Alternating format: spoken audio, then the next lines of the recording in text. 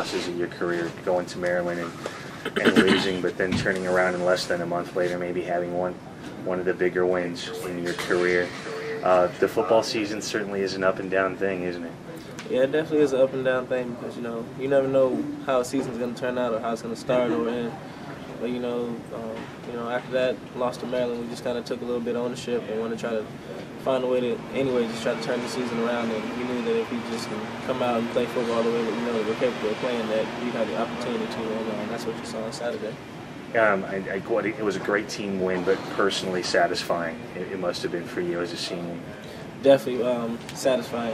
Going on the road against a top 10 team like that, tombstone game. It was probably one of the best wins I've ever been a part of. It's just so much emotion in that game, and people were just exhausted. You can just see both teams just really wanted it. We knew it was going to come down to whoever made more plays than the other team, and fortunately, we made that one more play bigger than them, and we came out with the victory.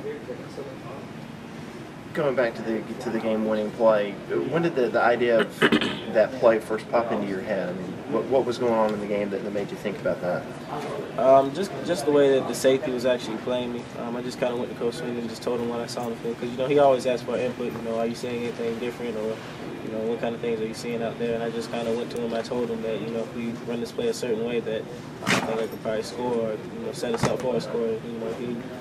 He does a good job of listening, and he trusted me with the opportunity to go out there and try to win the game, and that's what I ended up doing. When you say run a certain way, that's run the route a certain way by the way that the defensive player was playing. Yeah. Jacoby, what's it been like back on campus the past couple of days? I really haven't been on campus. Today will probably be the first. Today's the first day I actually go to class and be on campus, because yesterday I didn't have class except for lab, but nobody's really in my lab. There's only like 3 people in there, so I really haven't been on campus. But I'm sure somebody will probably say something to me. I'll probably say thank you, but I'm just more focused on Coastal Carolina now, because you enjoy the win, but it's over now. We can't dwell on it. Just got to move on and start focusing on Coastal Carolina now. Is that difficult to kind of put something like that behind you? Such a big win, such a big stage for you guys. No, I don't think it'll be hard to do.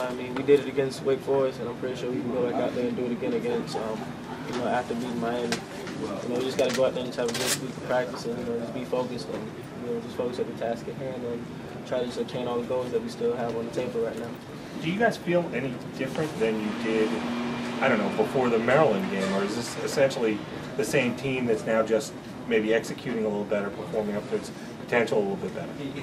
This is definitely the same team. We're just playing to our full potential now, and just starting to play more of as a team instead of just pulling the rope against each other. Because before, we just have, too many mistakes, but now, we're cutting down on a lot of critical errors and a lot of mistakes, and, it's just really starting to show by the way that we are playing right now. Can you describe what it's like to play in a football game like that, where there's 9 lead changes, one right after another? You just sit on the sideline, you be excited, and next thing you know, they go back and make a big play, and you're just like, oh man, here we go again. It just goes up and down, just like the score changes. Your mood will change a little bit, but you just gotta stay positive and everything. Just playing against a lot of people that you do know on your opposing team, is always a lot of fun. Looking at the replay of your last touchdown, it looked like as soon as you caught it, the Miami defenders were almost a little stunned that you were so close to the end zone or something, because it seemed like you got in pretty quick, and then, oh my gosh, you won the game. Yeah, as soon as I came down, I just saw one dude and just kind of made a move and just saw the end zone. I really just couldn't believe it, because it just happened. It happened so fast, and that ball was just like a rocket, just like coming out of his hands. And I was just like, man, he really put it there, because I didn't know if he was going to throw it or not, but he put it right there on the money, and I just went in there and made him right in for the end zone. Sure, you're used to his velocity, but was that one of the hardest balls? That was probably one of the hardest balls he's ever thrown.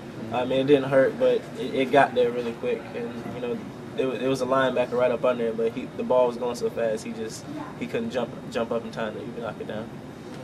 Did that linebacker, was he maybe closer than it might have appeared from the bird's eye view? He was right on it, but he jumped late.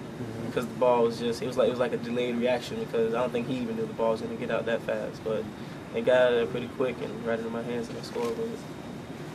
It almost looked like you covered the ball up after you got into the end zone. Kind of describe what was going through your mind at that point. As soon as I scored, I just kind of tucked the ball and held on to it, and went and just gave it to my brother, who gave it to my mom.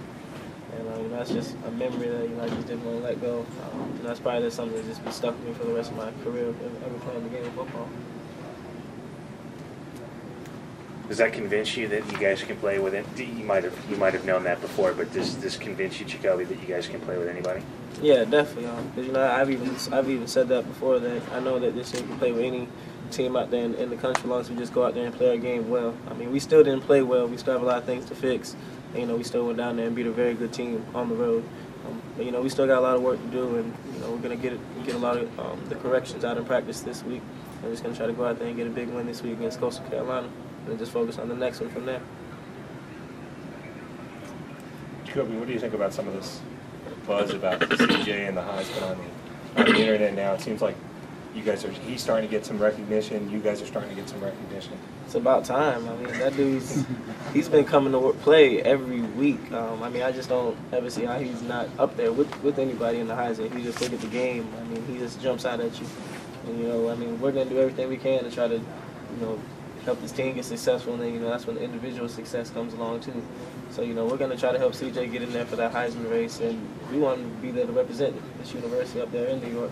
So, I mean, I know he's going to come to work every week, and, I'm going to be right there having his back to try to help him out, blocking or running a route so he can just get open. But, I'll do anything possible just to help him get the Heisman Trophy because, I feel that if he wins, then, he wins for this whole college. You think he's going to get another chance to return a kickoff this year? Oh, he is, because somebody's going to have to kick it to him.